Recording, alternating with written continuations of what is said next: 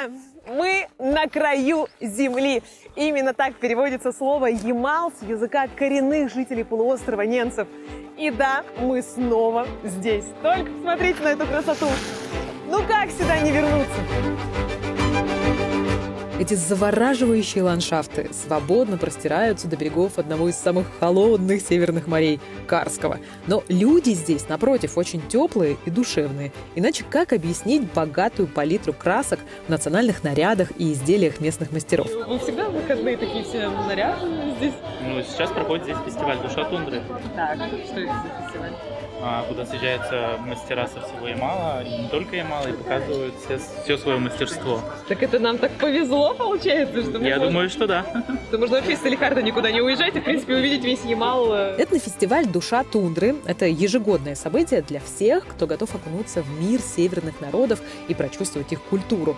Праздник собирает лучших мастеров и ремесленников не только со всего Ямала, но и других регионов Арктики.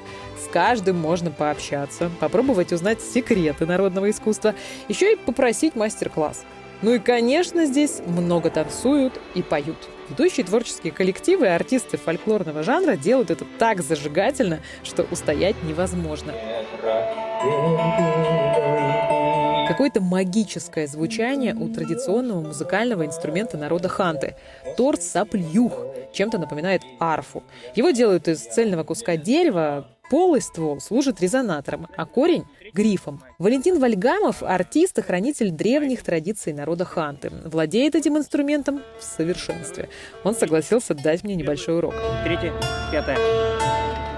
Повторите, первая, вторая.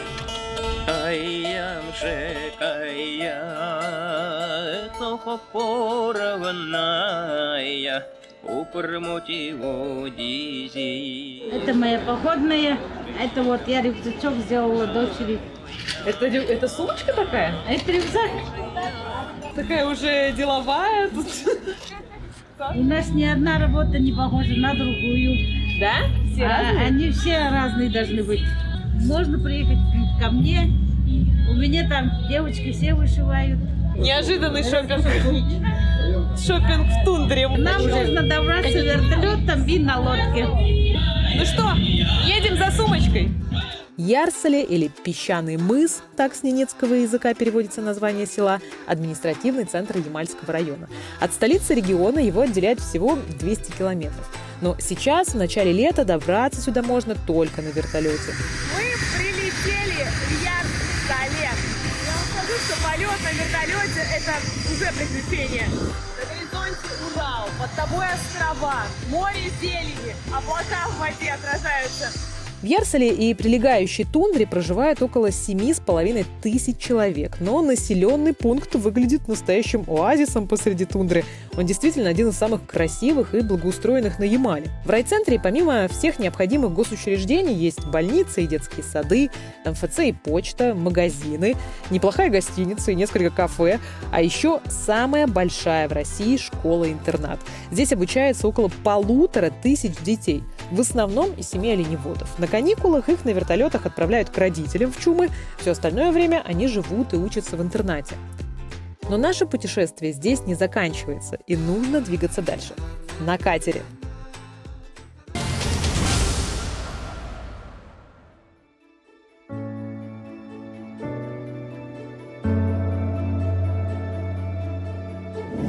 Мы едем в гости к Капитолине Вануйта. В это время, в начале лета, туда можно добраться только по воде. И это не так, что у берега есть какой-то конкретный адрес, поэтому с нами обязательно есть проводник, который подсказывает дорогу. В начале лета река поднимается, и вода скрывает многие острова и отмели. Катер легко может сесть на мель или зацепить кустарник. К тому же по пути еще встречаются огромные льдины. К счастью, все обошлось, и вот уже на холме виден одинокий чум. Нам сюда. Ой, какое чудо. А как его зовут? Утя. Утя? Утя, да. Как уточка. Пойдем, Утя. Или ты всех будешь тут встречать? Вот июнь.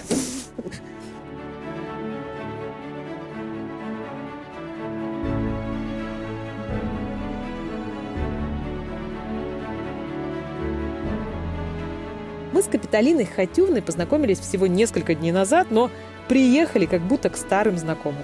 Настолько тепло и радушно здесь встречают гостей. ЧУМ семьи Ванойта стоит в получасе езды от Ярсаля. Здесь прекрасно ловит мобильная связь, рядом река и озеро, даже небольшой огород есть. Мы, молодежь, назвали бы такой формат летнего отдыха дачей. Ну вот это у нас главная сторона ЧУМа. И он считается как хозяин здесь. Ну, в данный момент мы с мужем. На место хозяина никто не садится. Вот сюда садиться ни в коем случае нельзя. Вот этот райончик, это наш с хозяином. Этот район. Ну, в основном, если семейный гость, проходит на ту сторону. Комариков много. Уже появились сейчас? Уже появились. Они такие пока большущие. Голодные. Голодные. Как укусит, так с мясом. Мы сейчас на пенсии. Мы проработали в совхозе 36 лет. Сейчас на заслуженном отдыхе. Ветеран труда. Наш кочевой народ, когда вот состаришься, вот и остаемся на отдыхе. У нас есть олени, ну, с бригадой, в той бригаде, где мы работали. Ну, все равно там такая волокита же в бригаде-то. Все время надо куда-то ехать, на новые пастбища. Это будет жара, опять-таки комары вот эти будут. А нам здесь спокойнее. Поймаешь рыбку, у кого много побольше оленей, они отделяются от стада общего и едут, сами кочуют на север. Нам уже трудно кочевать, а 7-й десяток уже... Просыпаетесь с утра, что делаете? Дрова заготавливаешь, воду заготавливаешь, варишь, пока ждешь, когда рыбаки придут, на рыбу наловят. Мы питаемся еще пыжьян, сырок и щука.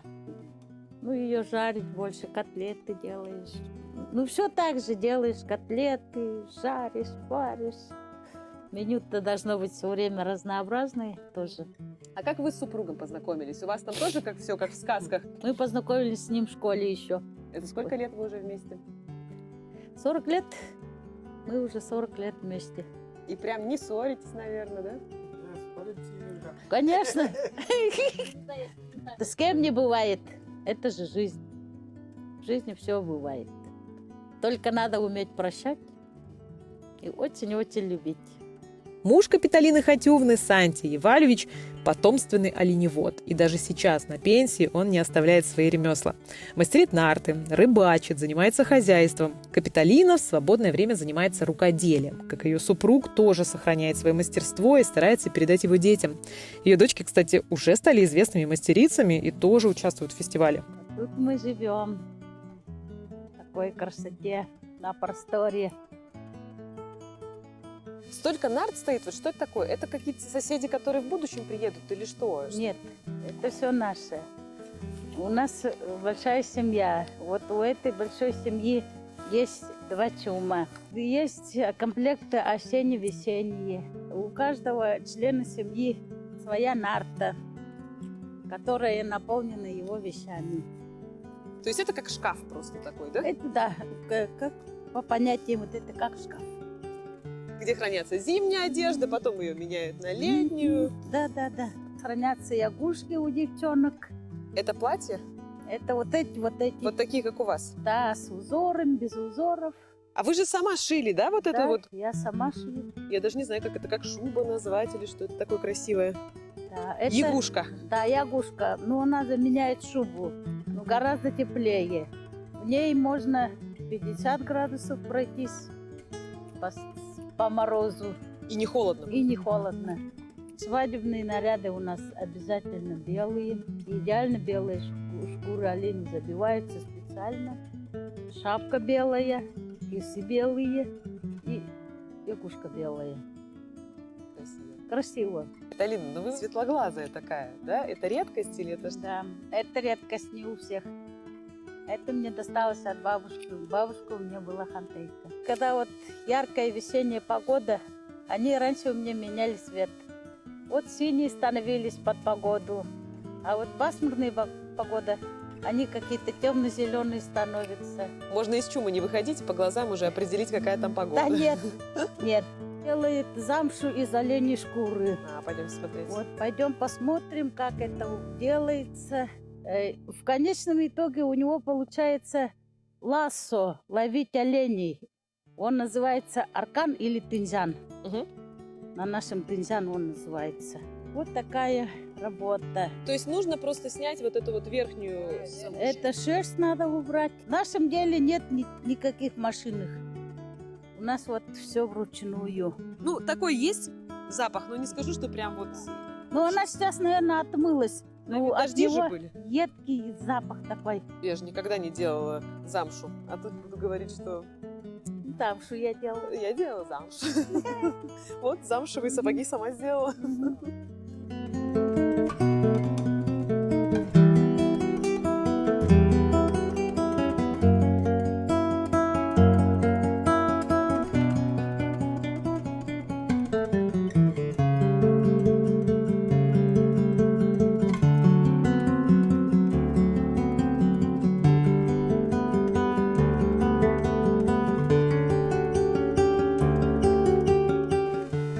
Вы знаете, провела весь день в тундре, в гостях у таких добрых, душевных людей.